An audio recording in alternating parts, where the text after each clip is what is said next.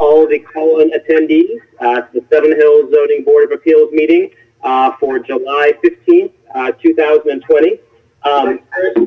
Sorry, I didn't mean to interrupt you, but you want those Spencer to start the YouTube? Yep. Okay. Yeah, wonderful. Yep. Thank you, Rick. Chris Brown speaking again. Yes. Spencer, please begin recording. Yep, we're good. Okay. Wonderful. Yep. I'll go ahead and repeat. Yeah. So Chris Brown speaking. I'd like to call to order the Seven Hills Zoning Board of Appeals meeting for July 15th, 2020. I'll start by just offering some opening remarks, and then we'll move on throughout the elements of the meeting. The hearing this evening is being held by a teleconference and live streamed on YouTube in accordance with amended substitute House Bill 197, effective March 2020. Interested parties that would like to be heard on the subject of public hearing will have access to provide such input during the hearing by telephone. The access number will be provided during the hearing at the time provided on the agenda at item 5 for interested parties to be heard on the subject of the public hearing. And we'll have an opportunity for call-ins for each individual variance request. We have 2 tonight, so there'll be 2 separate opportunities. You'll see later that I'll read some instructions at the right time, and then give audience members an opportunity to call in and make their voice or opinion heard better. Okay, then at that time, the board will welcome input on the subject matter of the variance from interested parties, obviously who can call in using the number that we provide. Okay, so we'd like to move on. Debbie, will you please call the roll for tonight's meeting? Larry Barwitz. Here. Chris Bruns. Here. Eric Aiken. Here. Brian Midday.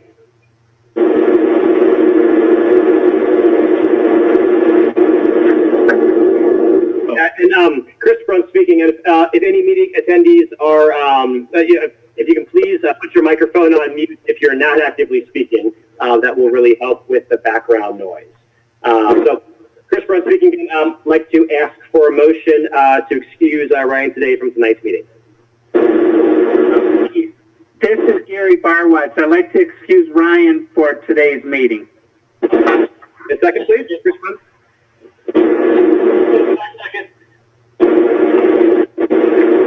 Chris Bruns speaking. Motion's been made to excuse Ryan Midday from tonight's meeting and seconded. Debbie, will you please call the roll? Larry Barwitz. Yes. Aiken. Yes. Chris Bruns. Yes. That motion has been, Chris Bruns speaking, that motion has been approved to excuse Ryan from tonight's meeting. Okay.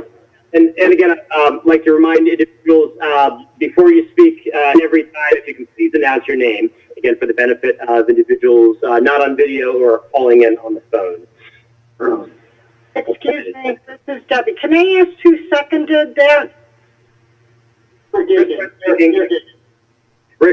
seconded. Okay, thank you. Okay, great. Chris Bruns speaking again. Okay, so tonight I'd like to recognize the following individuals.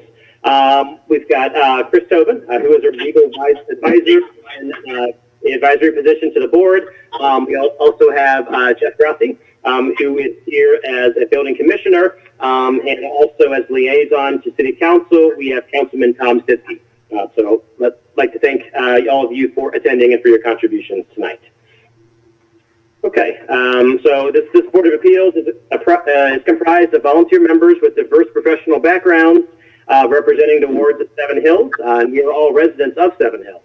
All of our meetings are public, in this case live streamed, and audio from the meeting is recorded from the microphones and obviously from our GoToMeeting platform here. The minutes from these meetings are created and submitted to council for review and for permanent record. We'll consider all information and testimony presented during the meeting to create harmony with the original purpose and intent of the zoning code and the variance requests brought before us so that public health, safety, morals, and general welfare may be secured and substantial justice done to all parties involved. Anything that is voted on tonight is not formally approved until it passes through City Council for final approval. Council holds the power to approve, amend, modify, or reverse any of the decisions of this board. Council meetings are typically the second and fourth Tuesday of every month. Councilman Stitsky, when is our next city council scheduled for, where variance could be heard? Next city council meeting, we had one last night, so hold on a minute. Should be July 28th. And bear in mind that city council goes on break in August.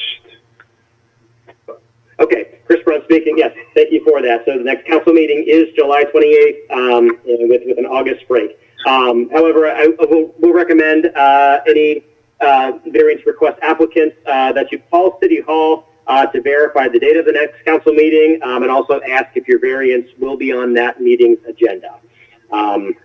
Also, applicants have 1 year from the date that the variance is approved by City Council to obtain a building permit.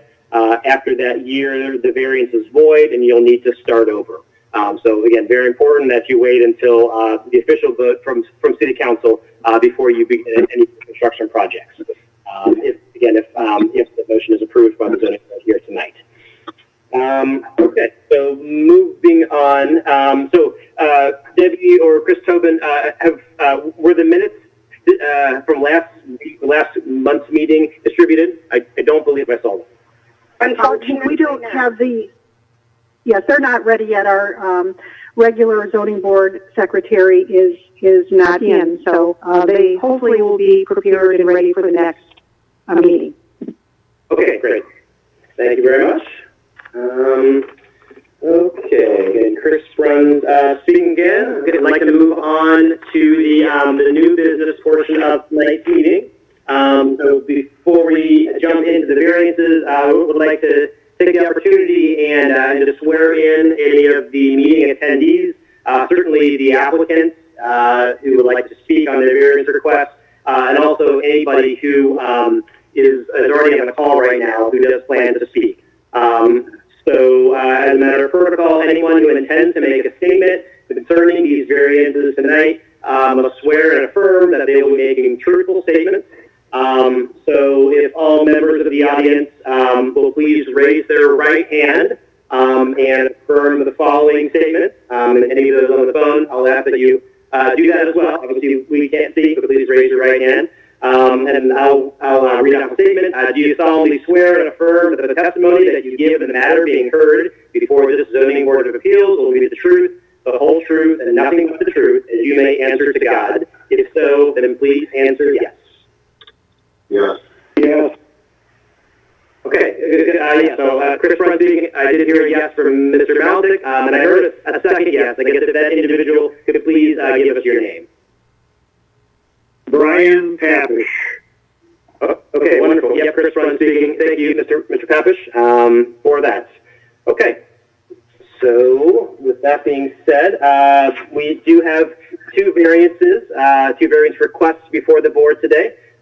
So we have one variance request from a Mr. Brian Papish from 2640 East Hill Circle.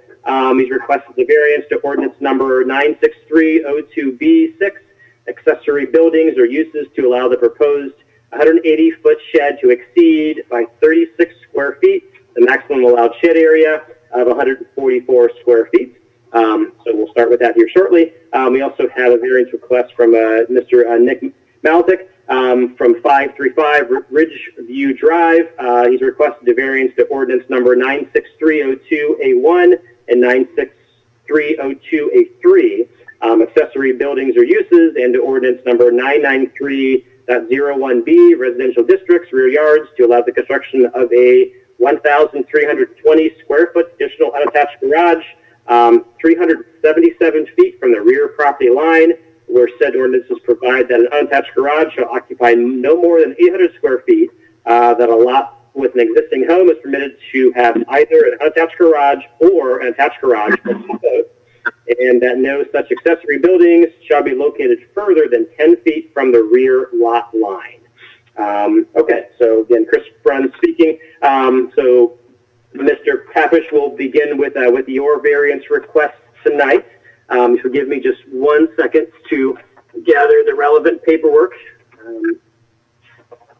Okay, so before we begin, Mr. Peppers, we have received materials that have been submitted. I'll do my best to do a quick verbal overview of what has been submitted. And Chris Tobin or Debbie, please feel free to correct me if I've missed any of the documents. But we do, Mr. Peppers, your Zoning Board of Appeals application here in our hands. We also received, so a correction adjudication order from the building department, the shed plan checklist, like an application for the shed. Also from you, sir, we did receive standard features and the order agreement from Storage Buildings Unlimited, as well as a Google Maps overview of your property, both from the front and I believe a bird's eye view. And finally, we do have 5 pages of pictures, one of a shed, and then it appears to be about 4 pages of appears to be a record collection that has been submitted. Is that Point of order, Mr. Chairman. Excuse me? Mr. Chairman, point of order. Yes. This is Building Commissioner Grassi. The variance request that you read, was that for Mr. Papish or was that for Mr. Malatach? I've been confused. The variance request. Okay. I believe you read the second variance request as opposed to the first variance request. Okay. 1 second here. Gary, I believe you summarized both really quickly. Now we're on the first one. Oh, yeah, yes. Oh, okay. Okay, I'm sorry. Speaking, yeah, I just like to introduce both of them so everybody understands what's on the agenda for the night, and then now we'll dig a little bit more deeply into Mr. Papish's request, line by line. Sorry for the confusion, Mr. Chairman. Okay, no worries. Thank you for the question, sir. Okay, again, Chris Front speaking. Chris and Debbie, did I capture all the documents that have been submitted thus far?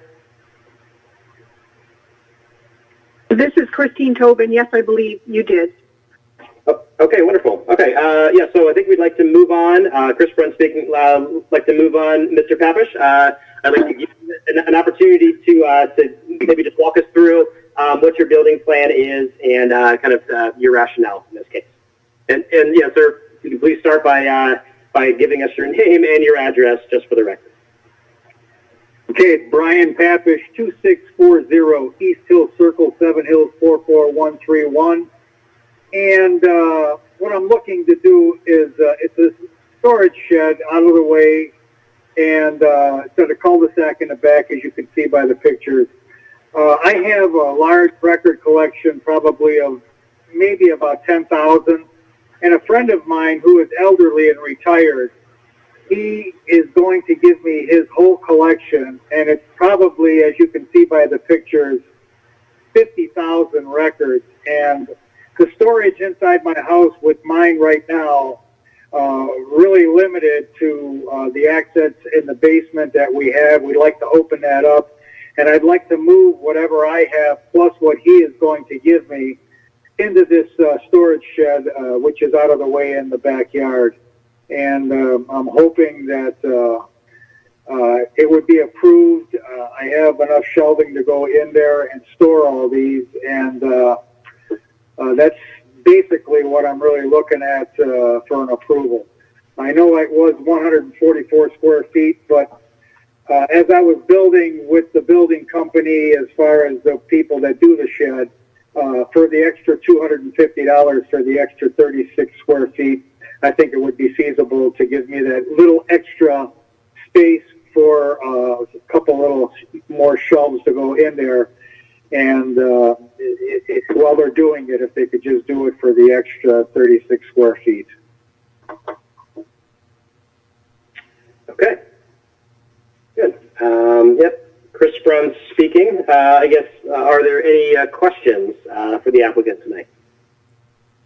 No, there's no questions. I think I submitted enough material as far as everything that I needed to have for you even to see what would be going in there. And I had all the building plans from the Storage Buildings Unlimited, the material, everything that they needed to go ahead with the project. They are backed up.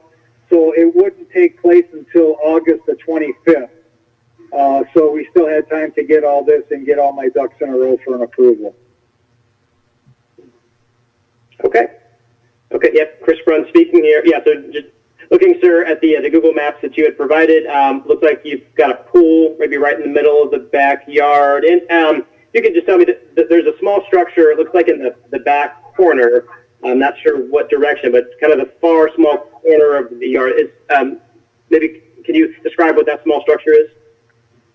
Okay, that is a shed that was originally put here when we bought the house 11 years ago. That was been here since we moved here. And that shed holds all the pool supplies for the wintertime once we put the cover on. So there's really no room in there for me to use. That's why I was hoping to go on the other side of my property, which we don't use. As you can see by the maps that I provided, that would be a perfect spot for it. Okay, Chris Brunn speaking, and maybe a question for the board. So it sounds like maybe we're adding a second shed here. In that another variant? That would be correct. This is Commissioner Grassi. That would be correct. On the site plan, originally there wasn't a description of another outbuilding on the property.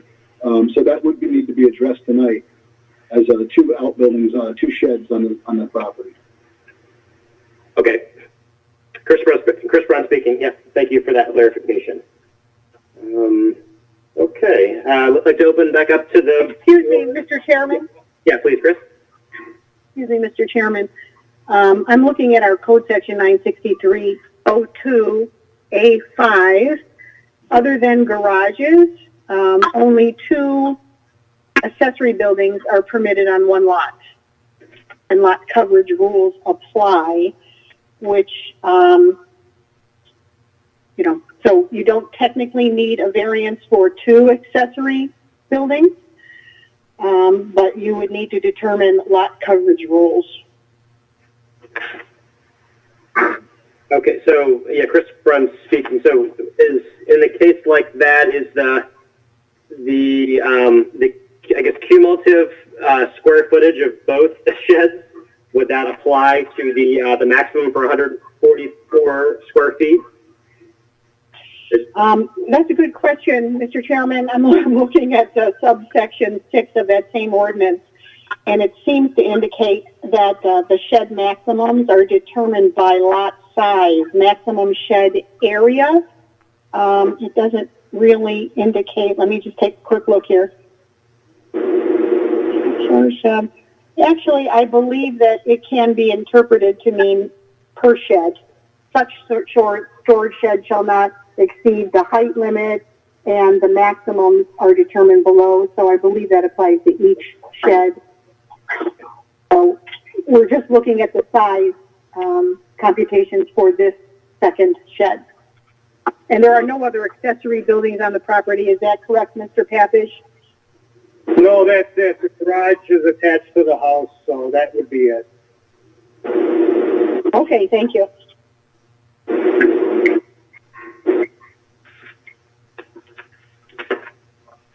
Okay, great. Chris Brunn speaking. I guess any other questions for the applicant tonight? No, that's all I have right now. Just hoping for an approval. Okay. Yep, Chris Brunn speaking. Yep, thank you very much, applicants.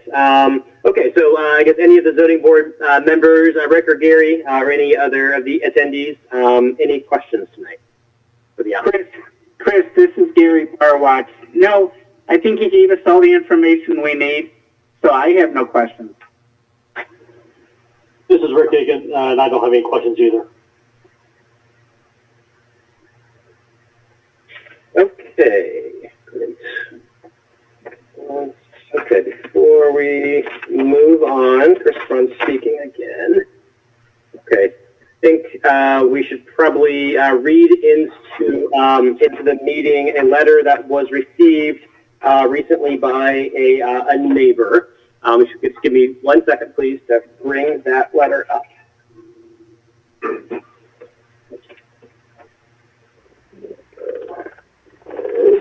Okay. So again, Chris Brunn speaking. So the letter was received by Terry Madsen on Wednesday, July 8th. This is a letter from Mr. Tom Olschlager, I believe it was 7960 Crest Hill Drive. So he writes, and I do quote, I'm writing today regarding the shed that Brian Pappas wishes to build on his property at 2640 East Hill Circle. I will not be available to dial into the hearing this evening, but I still want to make my thoughts known, as is my right. I see that the size of the shed that Mr. Pappas wishes to build is 180 square feet, however the limit on such structures is 144 square feet. Such a difference! Exclamation point. I certainly hope that, as a taxpayer, I am paying you to discuss important things this evening. The variance on Mr. Pappas' property proposed shed. Let me read that again. The variance on Mr. Pappas' proposed shed isn't worth the breath to discuss. Hopefully, you will have other things to yammer on about, like cleaning the rec center or maintaining storm sewers at your meeting. What Mr. Pappas decides to do on his own property is of no concern of yours. Perhaps it is you that should discuss your overbearing and sensible zoning laws, but the property belongs to Mr. Pappas. Your concerns are of no consequence. This is just another example of politicians trying to grab more power than is due them. I would say Mr. Pappas should build the shed. Those that matter don't care, and those that care don't matter. Anyone who raises a fuss is a busybody, and they do not belong in a decent society. Question, my phone number is, and I will withhold that, but he has listed his phone number. Thank you, Mr. Tom Olschlager, again, 7960 Crest Hill Drive. Okay, so that has been read into the minutes. Chris Brunn speaking. Again, I think I'd like to move on to open up the meeting for input from any interested parties.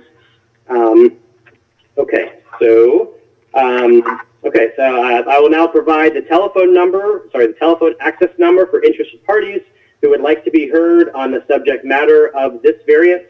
The telephone number is 646-749-3112, access code 153-035-845. I'll again repeat that number, 646-749-3112, access code 153-035-845. Any interested parties, please call in. I'll read a few more instructions while we give some folks some time. I ask that, again, you please keep your phones on mute while you call in, unless you are speaking. This will help reduce background noise and allow for a clearer transmission. I'll ask that you please wait to be recognized by myself or another member of the board before speaking. Prior to speaking the first time, please state your name and address, and then after that, please just speak your name for the record. But when you do call in, please just quickly announce that you're here so that we do know that somebody has joined the call tonight. So I'd like to leave a few minutes, again, for any interested parties to call in.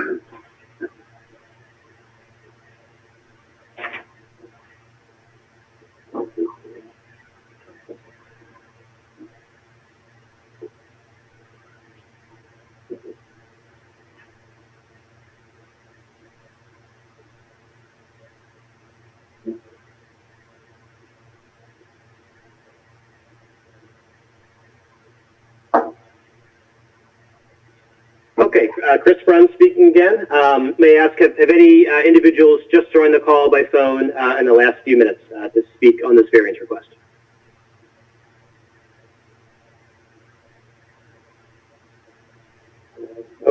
Okay, Chris Brunt speaking again.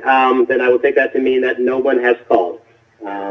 Okay, and actually, question, Mr. Pepish, again, Chris Brunt speaking. Were you aware of the current zoning laws around shed square footage, I guess, when you purchased your property? No, I did not. We've been here going on 11 years, and it just came about. So, no, I didn't know about the variance there. Okay, yep. Chris Brunt speaking again. Yeah, that's quite typical, sir. I'll say, at least from our experience. So, understood. Okay, I guess any final questions or final thoughts from any of the zoning board members or any of the advisors tonight? Yes, Mr. Chairman, this is Christine Tobin. Yes. Can I speak? Yes, I'm sorry. Please go ahead, Chris. Okay, thank you. I'm going to step back a moment on the requirement with regard to the size. I believe you have the ordinance in front of you, 96302.5, A5. And it does mention that lot coverage rules apply. And the concern I have about that is, if two buildings are permitted on a lot, but lot coverage applies. And when we go down to the lot size versus maximum shed area, I just have a concern that we'd be looking at these maximum shed areas for the lot size. You know what I'm saying? Instead of per shed. And I'm going to ask the building commissioner if he can take a look at that as well and provide any input he might have. I don't want to, or the board members.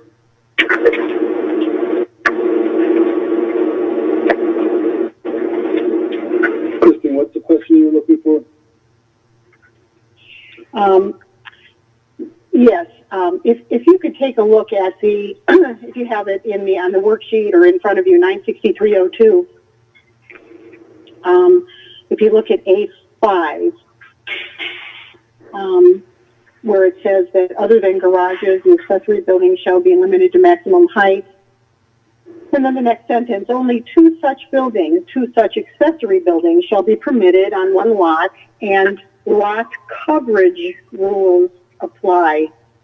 Okay. And we find the lot coverage rules in subsection, let's see here, B6, which is what we're here on to begin with, the 144 square foot maximum for a lot size of under 15,750 square feet. Right. So when we're talking about lot coverage rules, my concern is, on the one hand, it doesn't make sense that if you're going to allow two, that would mean that you would basically be looking at two sheds of 72 square feet apiece, which doesn't seem to be a reasonable size. Yeah, no, what I would look at is I believe it's mentioned in lot coverage, and it's further down. I believe it's in 993. I'm going to take a look at that now.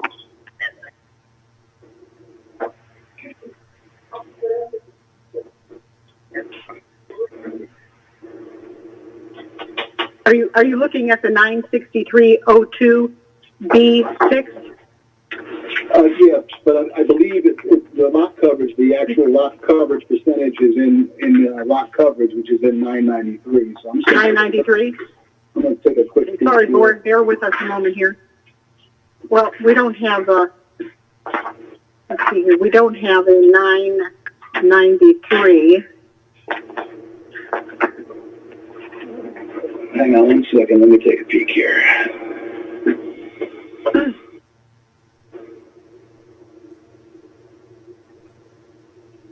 Okay.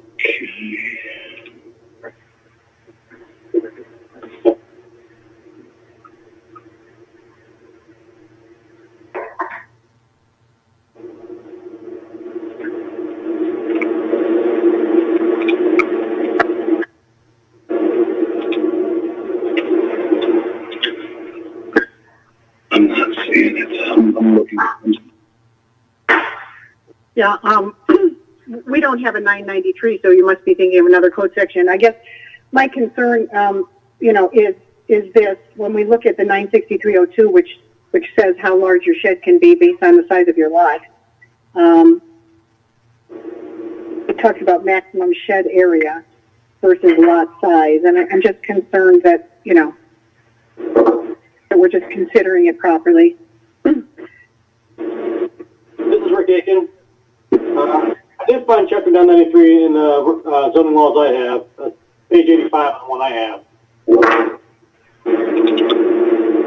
So residential rear and side yards, I don't know if that's the one the building commissioner was referring to. That's correct.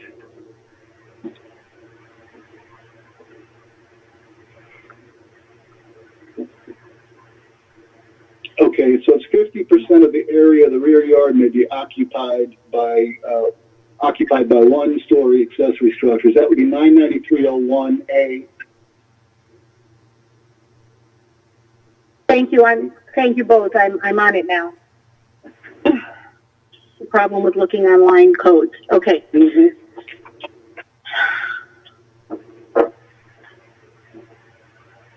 50% of the area of the rear yard may be occupied by one story.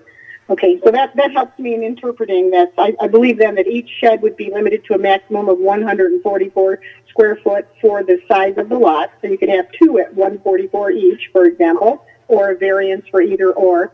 But then, thank you, Mr. Building Commissioner, that 50%, we just can't exceed the 50% rule.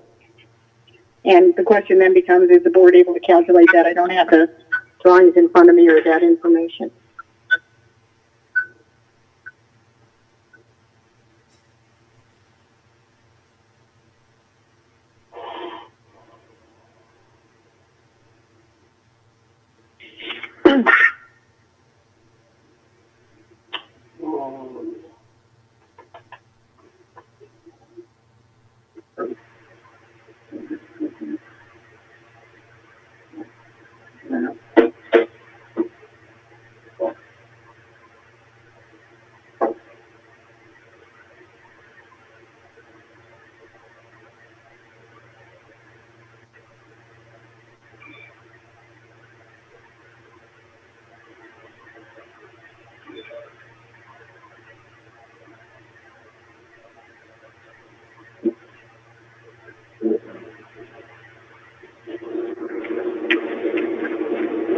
Mr. Chairman, it appears Mr. Papich's lot is a pie-shaped lot with a large backyard.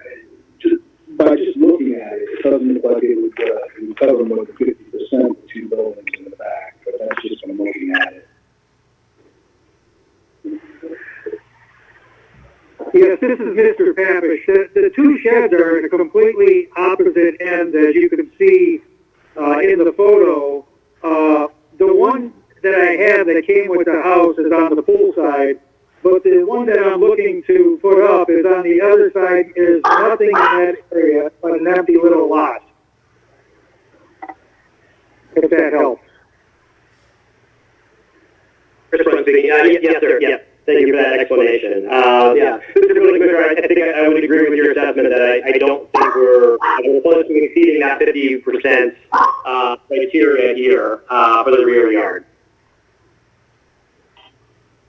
Other board members, would you agree with that assessment? Yeah. Chris, this is Gary Barwatz. I agree. I don't think it's nowhere near 50% with the two of them. So I don't see a problem with that. Yeah, this is Rick Aiken. Did a quick calculation on the auditor's website. Looked at his backyard, like 9,600 square feet. So it'd be well less than that. But I couldn't find a house on that, so if I removed the house, it'd be less. But I would agree that it's less than 50% of the total area. Okay, great. Chris Brown speaking. Yeah, thank you for that insight. Okay. All right. So, any, additional questions from the zoning board members or any of the advisors?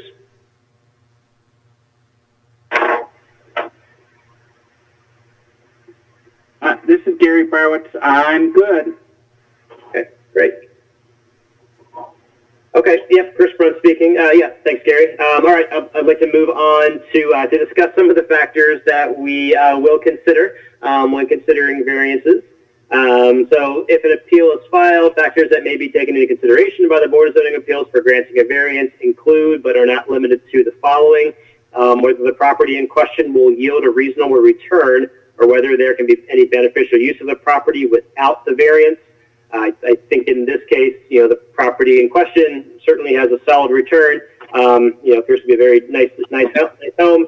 I would agree that the shed will obviously provide a lot of personal benefits for the applicant. I don't think it is significantly increase the value or really affect the valuation.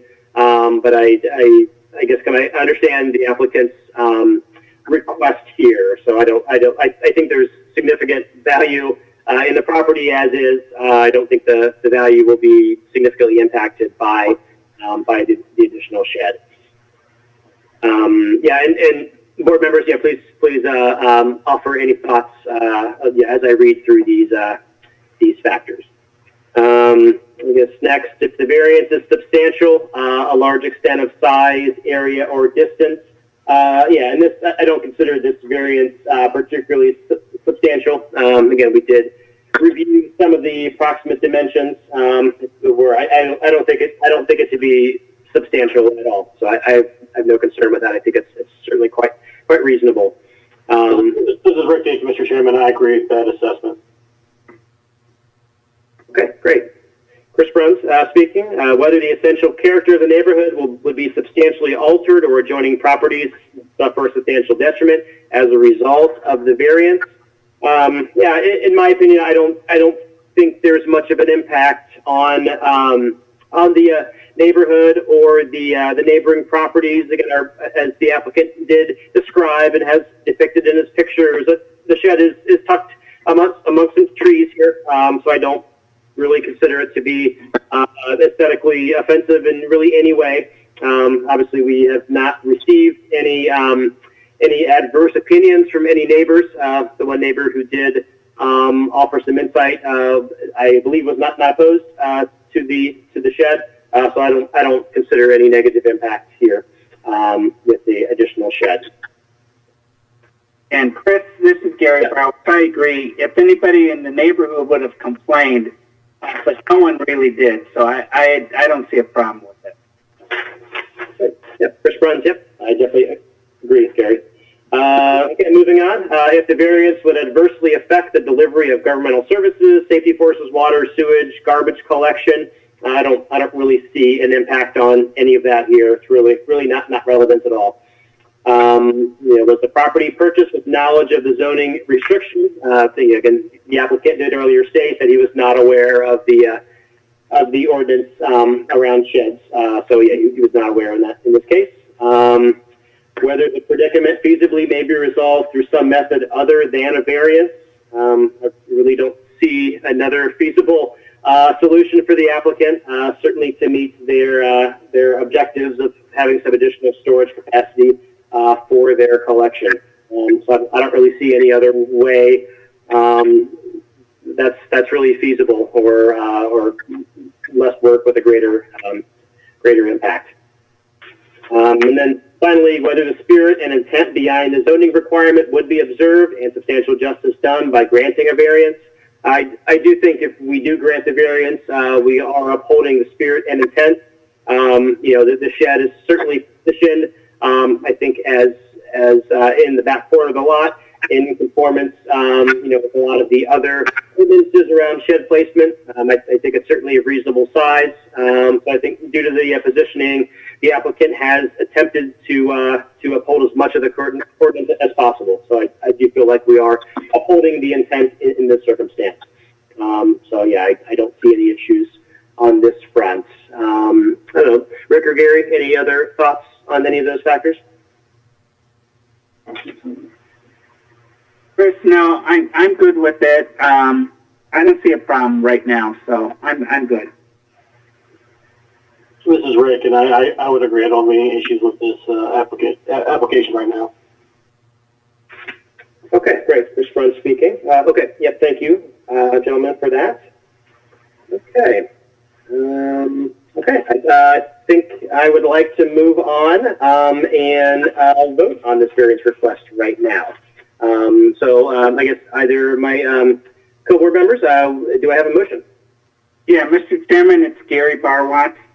I move that the board vote whether or not to grant the applicant Brian Papish, property owner of 2640 East Hill Circle, a variance to ordinance number 963.02B6 to allow the construction of the proposed 180 square foot shed to exceed by 36 feet the maximum allowed shed area, the outside dimensions of 144 square feet, as described on the application submitted.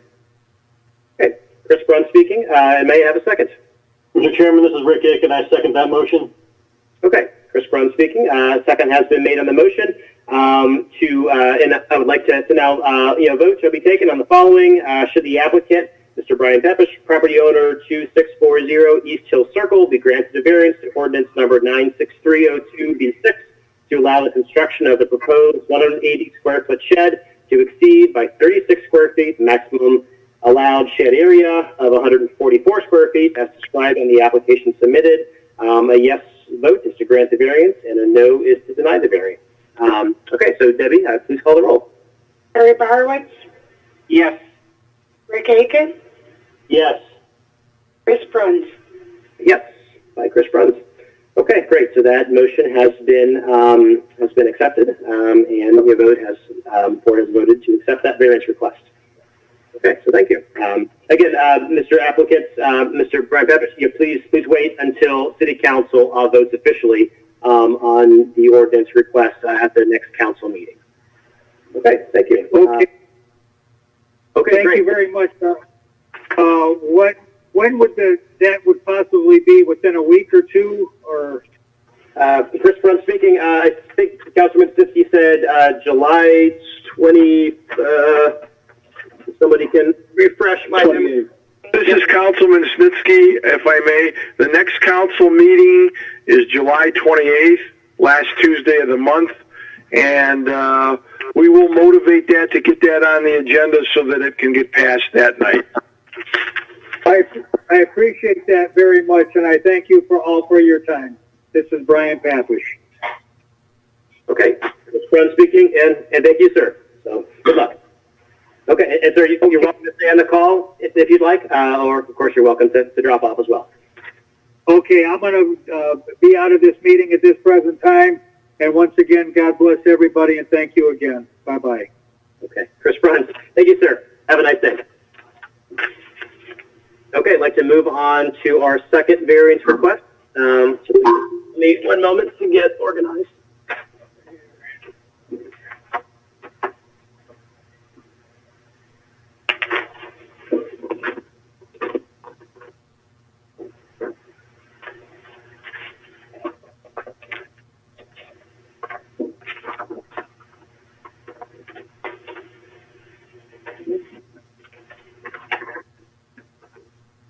Okay, Chris Brunn speaking again. Okay, so we have a variance from Mr. Nick Maltic, who is here from 535 Ridgewood Drive. Okay, I think I'd like to turn it over to the applicant now. Yes, sir, if you can please walk us through what you want to do. Then after you're finished, I'll kind of go through what's been submitted. Okay. My name's Nick Malatich. I'm from 535 Ridgeview Drive. And I'd like to build a 30 by 44 full building in my back lot. And the spot I'd like to put it in is a spot where I won't cut any trees down. It's going to be tucked in the corner. You really won't see it from the street. The only people that'll really see it is if you go down in the woods or if you go down a bike path, maybe. I have 4 classic cars that are probably worth more than my house.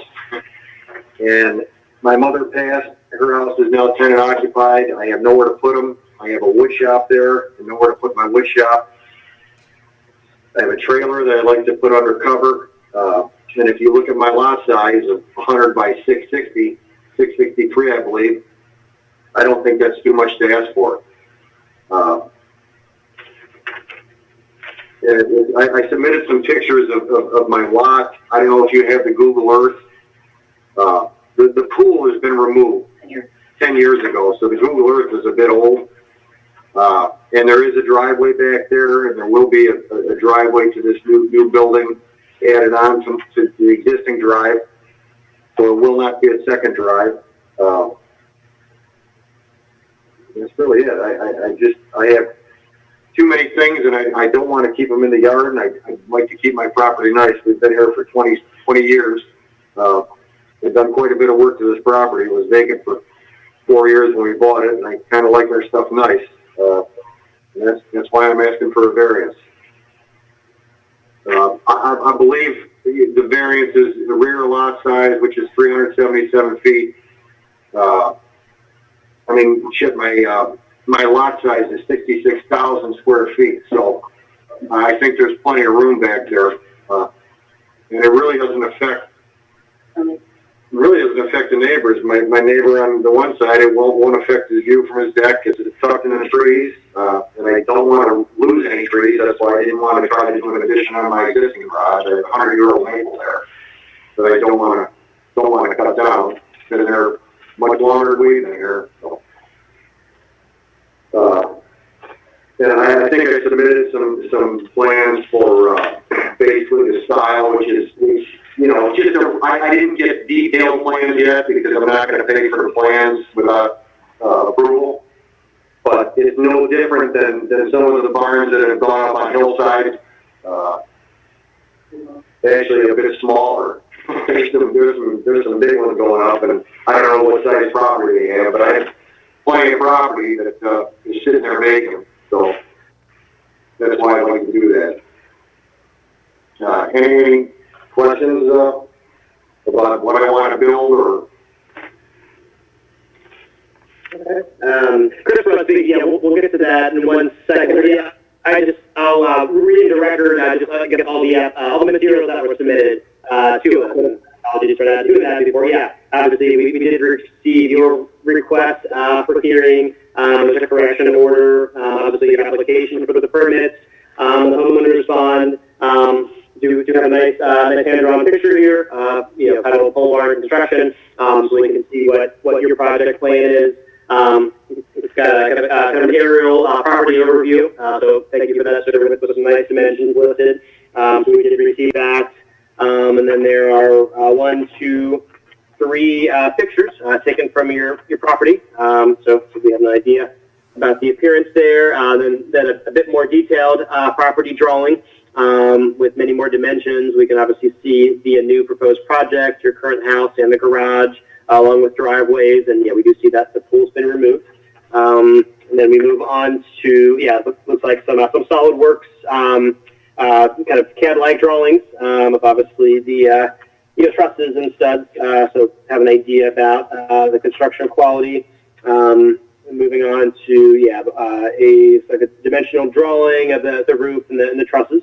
So we see that there. It's like quite a few dimensions. Very helpful. And then looks like another SolidWorks kind of a CAD drawing, more of an overview, all the different dimensions. So very helpful for us. And then finally, it looks like some documentation for Menards, more building plans. Looks like a list of all the materials and the components that would be used for the construction. The doors and windows, and then lots of summaries of the panels and the columns. I think we did receive all of that information, so thank you, applicant, for submitting that. Applicant, again, Chris Brunt speaking. Did you have a chance to speak to any of your neighbors about this? And if so, could you share any of their thoughts? Yeah, nobody really on the street. I don't speak to the neighbors. I mean, the letter goes out to Pleasant Valley Road. I don't speak to them, but my neighbors all the way right around here on my street have really never said anything, with a problem. They said, it's your yard, do what you want, and where I want to put it, it's not even visible from the street, as far as I know, my neighbors aren't complaining. I think I'm a decent neighbor. I don't know. I mean, unless you've heard any different, but I've spoke to the neighbors on a couple doors down each way, and none of them seem to care. And across the street, none of them really seem to care. So, you know, it's a good, tight-knit neighborhood. We're all pretty friendly here. So if somebody had a problem, I'm sure they would have told me. And I don't think they do. Okay, yeah. Chris Brown speaking. Yeah, I know a letter was sent out to quite a few of your neighbors, and I don't believe any responses or any letters or emails were submitted. So yeah, I'm not aware of any objections received from any of the neighbors. Okay. Yeah, and sir, were you aware, I guess, of the ordinances pertaining to this when you bought your property 20 years ago? No. No, I was not. Okay, understood. Okay, I'd like to open it up to any of the other zoning board members if they have any questions, please. Mr. Chairman, Yes. this is Rick Aiken. Am I correct in saying that this will be the third garage for this property? No, not really. I have a second garage in back. My attached garage is no longer a garage. That's my wife's art studio. She paints and she does concrete work. She casts leaves. She's sold them at a chili cook-off and this and that. So that's technically not a garage. There's a garage door on it, but that's her studio. So, you know, we're parking all our cars and trucks outside, which to me isn't an option. I'd like to get them undercover in my trailer and things of that nature. So, I mean, you know, we've got motorcycles, we've got four-wheelers, I've got a log splitter that I can't store at my home. I've got shit all over the county. And I kind of like to keep it home. I'm at the point in our life, my wife and I, where we kind of want to have it home. So, I wasn't planning on my mom passing away and losing that garage space in Parma. Understood. This is Rick Aiken again. Did you build the current garage in the backyard? I did, yeah. Yeah. In 2003. What's that? Was a variance required for that? Because it looks to be beyond the required. Yeah. There was a variance required, and at the time in 2003, the city was a bit sticky. I wanted to go a little bit bigger, and I couldn't. And that's why I'm here now. You know, that's why I had stuff stored all over the city. And in 2003, things were a bit different in Seven Hills. You couldn't put 4 feet on your shed, you know. And I think, well, that's just it. I built that garage. My wife and I built that garage in 2003, and that's as big as I could go at the time. If it would have been bigger, I wouldn't be here today. So. Thank you. Just a follow-up, one more question. Sure. And I think you addressed this, but I just want to be clear that you intend to use this for personal use. You don't plan to rent it out to anyone else for storage or anything like that? No, sir. I've got a 68 Corvette, a 69 442 Oldsmobile, a 39 Chevrolet, and a 63 Chevrolet pickup that are my classic cars. And no, that's for my stuff.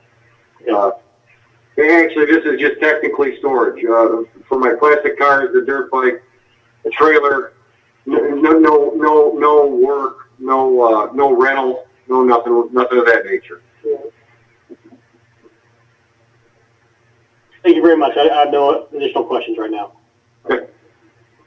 Yeah, and Chris Brown speaking. Yes, sir. Are you planning to run water or have any things that would make it, I guess, habitable right there, but more so than storage? What do you mean? What do you mean habitable? Well, someone could. No, it's not going to be living space. No, I mean, I believe I have to run power out there for code. You know, an outlet and a light. Nothing else. You know. Building Commissioner Grassi, I'd just like to interject that, he doesn't have to have electric out there, but he's more than welcome to have electric. Okay. Well, that's what the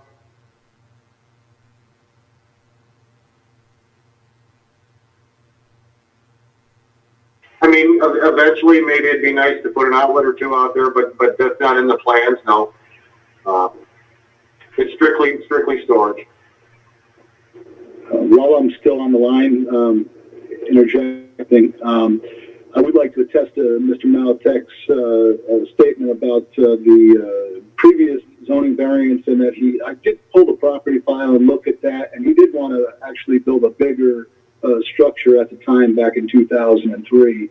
And during the variance process, it was reduced, and new plans were submitted for a little bit of a smaller structure to be put on the property. That's all I have. Okay.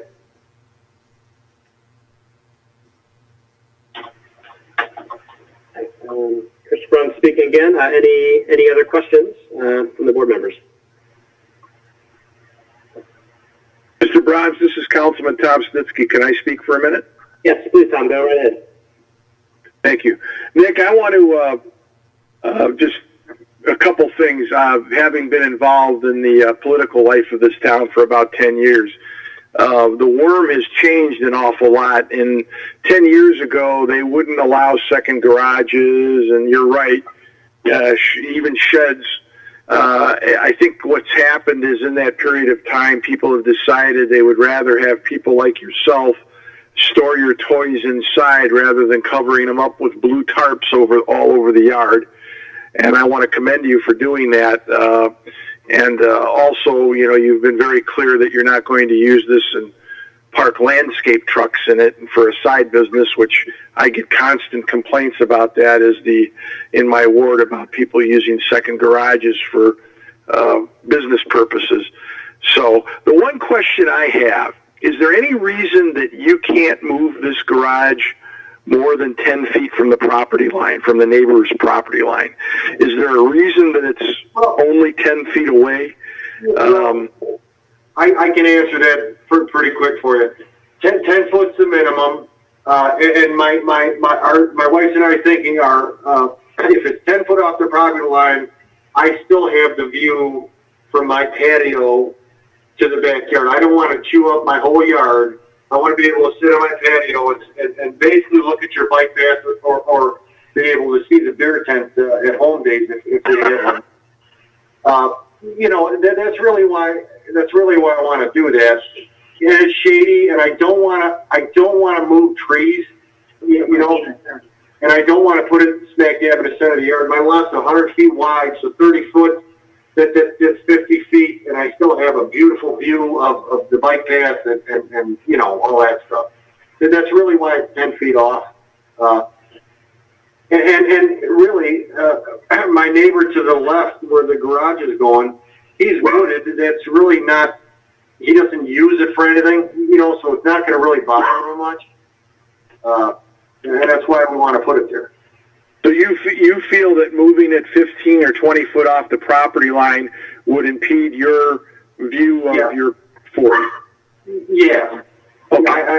I think it would. I mean, when you're talking, 20 feet would really be out of the question, because that would really be almost smack dab in the middle of the yard. And I planted a bunch of apple and pear trees back there. I really don't want to move those.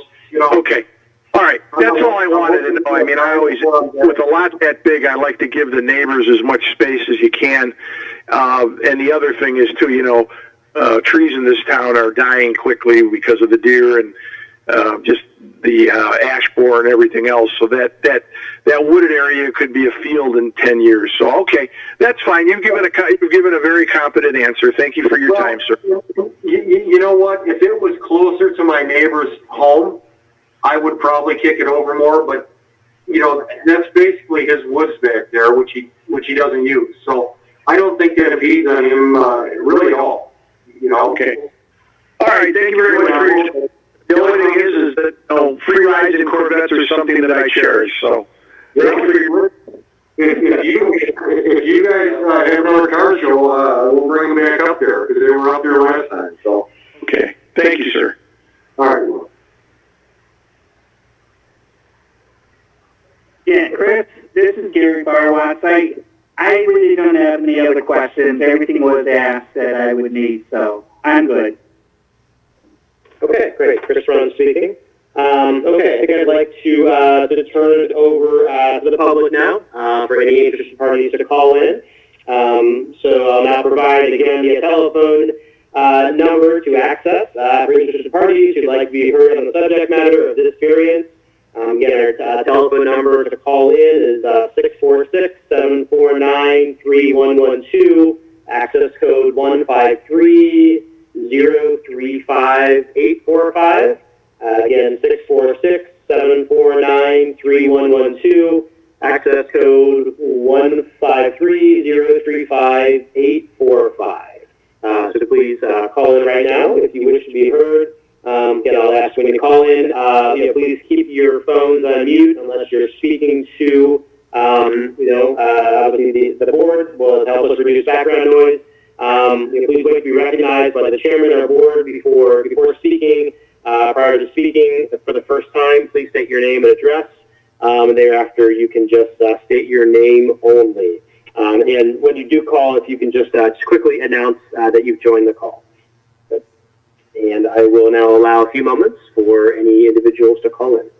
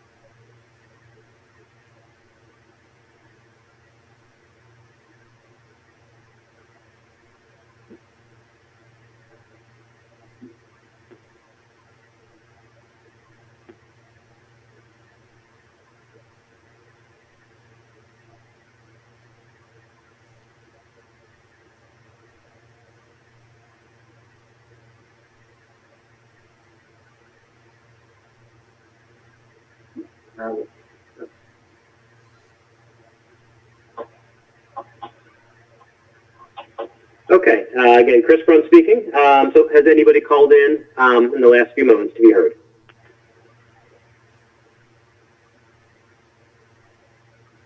Okay, I will take that as a no. So we will move on. Okay, again, Chris Brown speaking. I'd like to walk through the factors that we do consider. We do consider these factors, but they're not limited to the following. Whether the property in question will yield a reasonable return, or whether there can be any beneficial use of the property without the variance.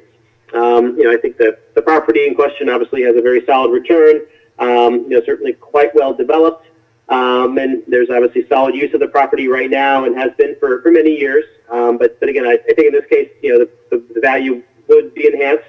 I certainly understand the applicant's motives here, and I think it would be a nice complement to the property in this case. So I think there is good return currently, but I think that return could certainly be enhanced, both in value and utility to the property. If the variance is substantial, large extent of size, area, or distance, I think the variance is substantial in this case, but I think correspondingly the size of the property is quite substantial as well. This is one of the bigger properties, I believe, in Seven Hills. So I think the size of the proposed structure here in relation to the size of the whole property is really not substantial in this case. I think the property can support this structure, and I really don't have a concern in this case. And whether the essential character of the neighborhood would be substantially altered or adjoining properties suffer a substantial detriment as a result of the variance. No, I don't see a negative impact. The applicant again has stated how deep it will be, and I can certainly concur with that assessment about unlikely being visible from the street.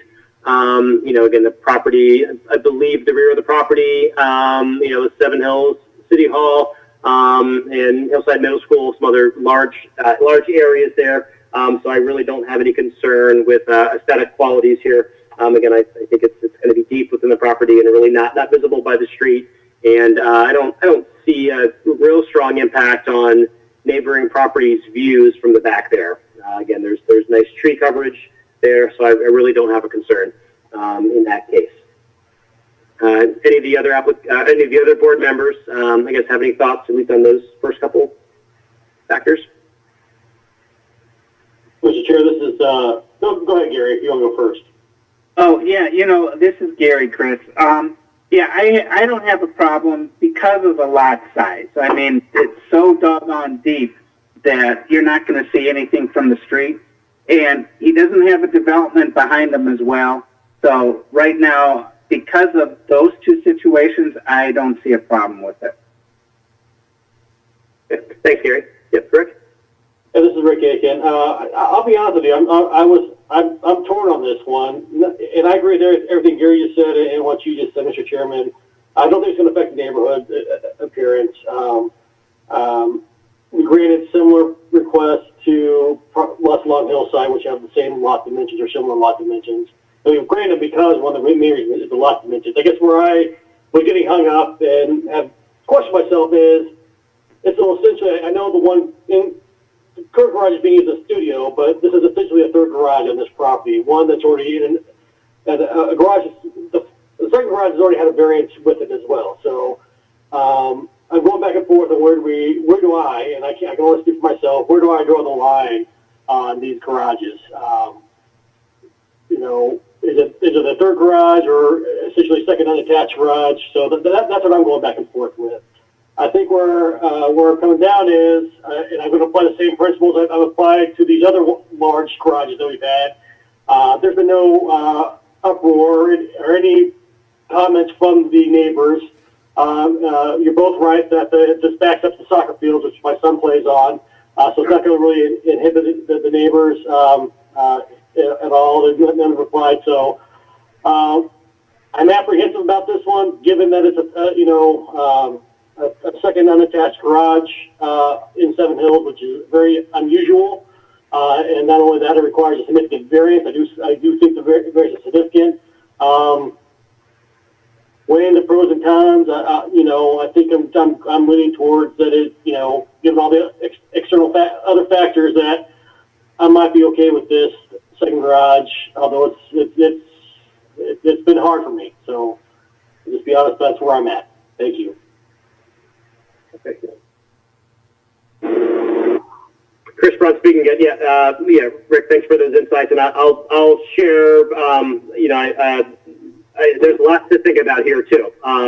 At first, this did appear quite big, but I think when I considered this in relation to lot size, and again, I think we've all said it multiple times, the other factors, the rear property lines, I think a low likelihood for negative impact around, it makes it a little more reasonable in my eyes.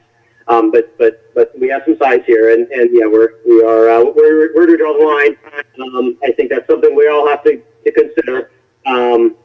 But yeah, again, in this case, I don't think we've stepped over the line quite yet, but we'll certainly get to all that here soon. So yeah, thanks, Rick, for your insight there.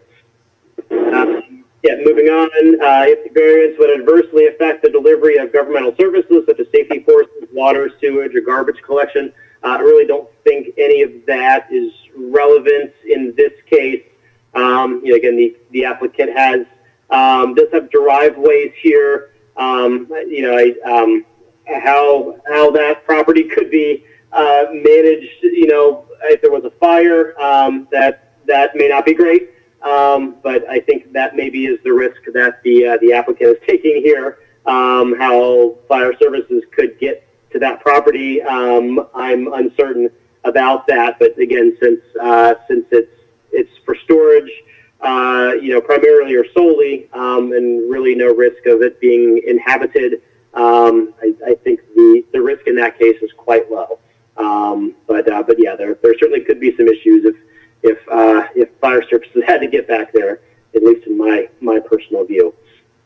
Was the property purchased with the knowledge of the zoning restriction? The applicant did state that they were not knowledgeable of that, so that's not a circumstance here.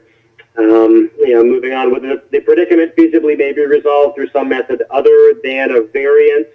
I think we talked, obviously understood the applicant's motivations here, storage of their vehicles and whatnot and other equipment. I think with how the studio and the other garage is already there, obviously those, I think to achieve the same aims, those structures would have to be made significantly larger, and I can recognize the downsides there, additional zoning variances needed, possibly additional costs needed, and I don't think that's a better solution here. So I personally don't see any other reasonable solutions to the predicament, that the applicant has in this case. And I think this is probably one of the best options he has to, again, still meet his aims for storage of materials and vehicles. And then finally, whether the spirit and intent behind the zoning requirement would be observed and substantial justice done by granting a variance.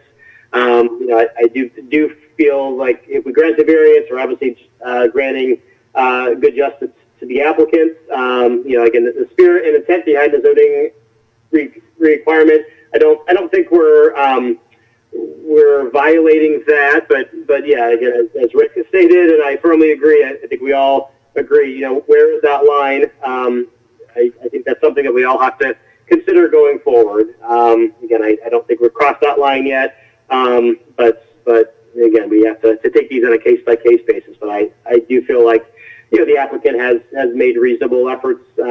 Councilman Fiske talked about distance from the one side, and we definitely share that view. I think we all do about keeping things away from obviously property lines in cases like this, but again, due to the positioning and where the other property is, where that structure is, trees, use of the property, I don't have a concern in that factor at all. So I guess Rick or Gary, any other thoughts along those lines?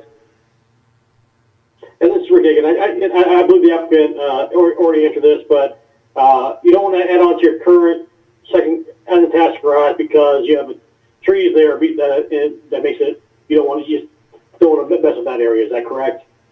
Well, yeah, it's a 100-year-old maple. It's a beautiful tree, and I really don't want to lose that tree. We've lost. If you look on the pathway when you sit on my porch, we could never see City Hall. And a lot of those trees are going by the wayside. It's a water issue.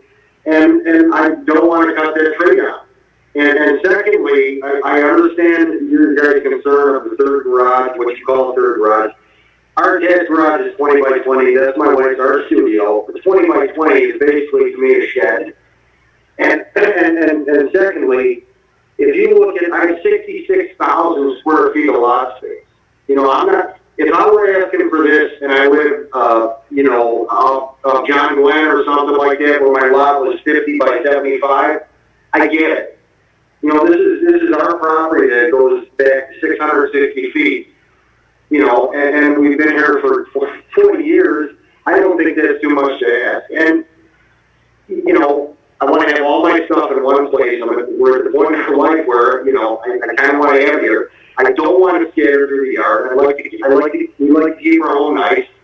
I don't think with the lot size it's too much to ask. And I get where you guys are coming from. You don't want people on John Glenn putting 4 garage stuff where they have a yard that they can cover with a weed whacker. Lucky for us, we don't have that problem. That's why we moved here. It's a great place to raise. We raised both our kids here. I wouldn't move in a second. It's a great city. And I don't think it's too much to ask for their lot size. That's all I'm saying. I understand where you guys are coming from, but with the size of our lot and what we want, I've seen bigger garages cruising down the hillside on lots way smaller. So yeah, it's an extra building. I get it, but I don't think it's too much to ask. I really don't.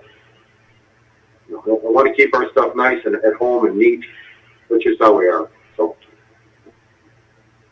Okay, yep. Chris Brunt speaking. Yep, thank you, sir, for that insight. Okay, any final thoughts? Any zoning board members or any advisors? Mr. Chairman, this is Building Commissioner Grassi. Yes, please go ahead. I'd like to just address Mr. Aiken's, Board Member Aiken's concerns about the attached garage and the third garage. Maybe Mr. Malatek would consider closing the existing garage door off and putting a pedestrian door in there as opposed to the garage door. Then it would appear that there wouldn't be an attached garage and just two detached garages. Just a suggestion or food for thought for Mr. Aiken's concerns.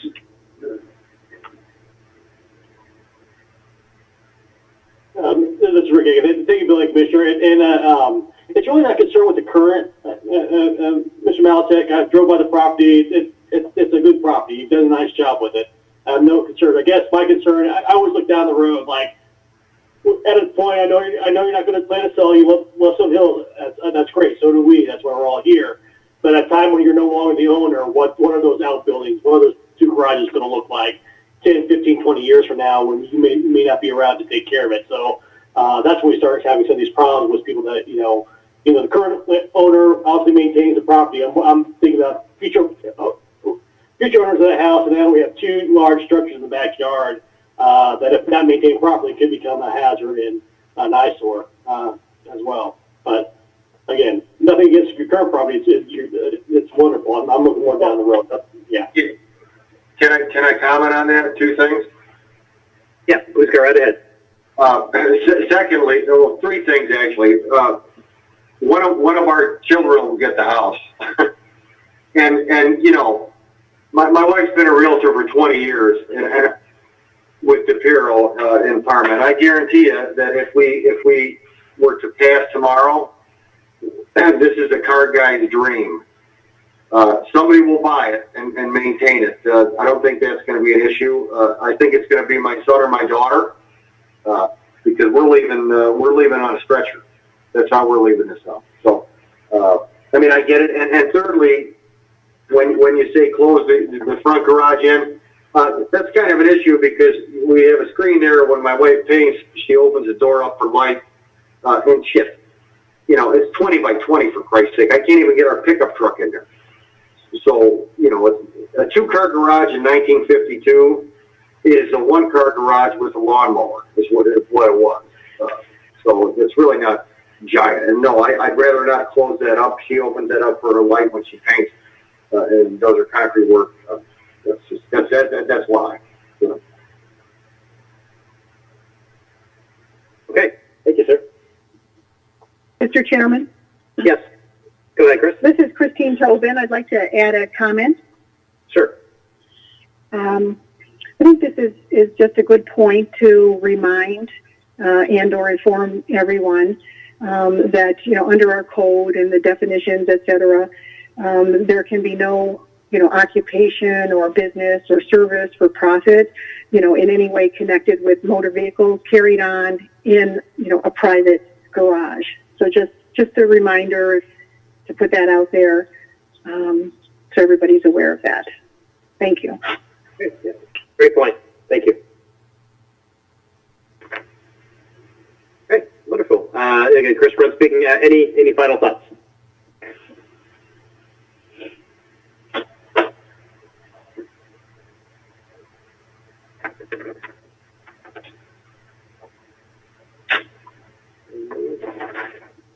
Okay, great. So we do have, I believe, 3 variance requests here tonight, and I believe our typical path has been to have these as separate motions. I guess so. That would at least be my thought at this point. Any different thoughts that we should read these as fewer than 3 separate motions? Mr. Chairman, I have a comment. Oh, yes, go ahead. please. I'll pass to you. Go ahead, Christine. I'm good. Oh, okay. This is Christine Tobin. My suggestion, in line with the variance worksheet, it was my understanding that the applicant wishes to seek this variance for all 3 of these variances together, I don't hear that there's any desire to build or construct anything that would only meet one or two of the three. So that's why I combined them. In this one, it made more sense, but I would, consider any other rewording. Thank you. Okay. Yeah, Chris Brunswick. Yeah, I would be comfortable with doing it as one. Rick, any thoughts on that? So that's why I defer to Christine Workaken here because she answered my question. So we're good. Okay, wonderful. Thank you, everybody. Again, Chris Brown speaking. Okay, so I guess do I have a motion to vote on these three variance requests? Or one large variance request, I mean. Mr. Chairman? Yes, please. I move that the board vote whether or not to grant the applicant, Nick Maletich, property owner at 535 Ridgewood Drive, a variance to ordinance numbers 963.02A1 and 963.02A3, accessory buildings or uses, and to ordinance number 993.01B, resident districts, rear yards, to allow the construction of a 1,320 square foot additional attached garage, approximately 377 feet from the rear property line as described in the submitted application. And Chris, this is Gary Barwitz. I'll second that. Okay, great. Yeah, motion has been made. Okay, great. Yeah, so a vote shall be taken on the following. Should the applicant, Nick Maltic, property owner 535 Ridgewood Drive, be granted a variance to ordinance number 96302A1 and 96302A3, accessory buildings or uses, and to ordinance number 99301B, residence districts, rear yards, to allow the construction of a 1,320 square foot additional unattached garage, 377 feet from the rear property line, as described in the submitted application. And a yes vote is to grant the variance, and no is to deny the variance. So Debbie, we please call the roll. Gary Barwitz, Yes. Rick Aiken, Yes. Chris Bruns. Yes. Okay. Yeah, so that motion has passed, and the board has voted to approve the variance request. Okay. Okay, great. And yeah, again, applicant, you please wait until City Council votes on the official variance request late in July before you proceed. Thank you. Okay, Chris Bruns speaking. Yes. Thank you, sir, for your thoughts and for all the information you've given us tonight. Okay, again, Chris Bruns speaking. I'd like to move on to the next section, I guess, for communications. Believe our next meeting is scheduled for August 12th of 2020. That's a Wednesday, again, August 12th. Either Debbie or Terry, well, Terry's not on, but either Debbie or Chris, have any variance requests been filed for that meeting? I have not received any. I don't know if our building commissioner has. This building commissioner Grassi, I haven't received any as of yet. Okay, great. Well, we'll keep our ear out if any are filed for that meeting. Okay, and Chris Bruns speaking. Any old business to address tonight? Mr. Chair, this is Rick Aiken. Yes, Rick. I believe it was mentioned that we did make contact with Ryan midday today. So any updates on his status? From anyone? Just wondering. Yeah, Chris Bruns speaking. I did see that he did confirm that he is still with us. So yeah, I don't have anything else but that. But I know I'm personally anxious for him to come to our next meeting. So his input is very valued. So I do hope he can make it. And then go ahead, Gary. Yeah. Sorry. Oh, no, it's okay. I was just wondering if they did find a fifth person yet. And that was my next question. Thank you. I don't know, Chris or Debbie or Tom, for that matter, anybody have any knowledge that we've have any other applicants to the board? We'd love to add to our ranks. Christine Tobin speaking. I'm not aware of any new applicants or expected appointments at the moment. This is Tom Snitsky speaking. I have not heard of any new appointments either. Okay. Yep. Yeah, this is Ricky. It just makes it difficult when we have one member that hasn't been showing, and I'm sure he has his reasons why Brian hasn't been showing up. And then we have an empty seat, so it's, it's hard to get a quorum, and we only have three active members, so, yeah. Okay, agreed. Okay, yeah, well, no, I'm sure we'll keep up our efforts to make contact with Rick, and I think there's maybe an address issue, maybe an email address issue. So I do hope that those have been addressed, or those will be addressed. So, yes, we will hope he attends here in the future. Okay, wonderful. Any other kind of final comments from any board members? I have a quick question for the building commissioner. Sure. Yeah, go ahead, sir. So council will vote on the 28th. I can submit plans essentially after that. Yes, sir. Mm-hmm. That's correct. Okay. Okay, wonderful. Then Chris runs again. And may I have a motion to adjourn? Yeah, Chris, it's Gary. I make the motion to adjourn. A second. Ricky, can I second? Okay, wonderful. Yeah, motion's been made to adjourn. Amy, please call the roll. Gary Barwood, Yes. Rick Aiken, Yes. and Chris Bruns. Yes. Yeah, the motion passes. Meeting is adjourned. Thank you, everybody, for your time and your patience, obviously, with all of our technological platforms that we have here. I do. At some point, we can get back to business as usual and meeting in person, obviously, when safety allows. Thank you, Chris, and thank you to Spencer and the rec center staff for doing the technical aspect of this. We appreciate it. Thank you very much.